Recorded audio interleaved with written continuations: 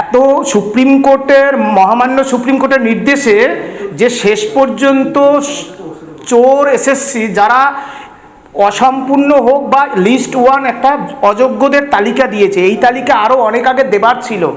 যদি দিত আজকে সুবল সোরেন চলে যেত না, উজ্জ্বল দা চলে যেত না, আজকে প্রশান্ত দাকে যেতে হতো না, আমাদের জীবন্ত লাশ হয়ে ঘুরতে হতো না। কেন রাজ্য সরকার বিধানসভার জরুরি অধিবেশন ডেকে যোগ্যদের চাকরি ফেরানোর ব্যবস্থা করছেন না? কেন আমাদের অনিশ্চিত ভবিষ্যতের দিকে একটা পরীক্ষায় বসানো হচ্ছে? আমাদের সাথে আলোচনায় বসুন।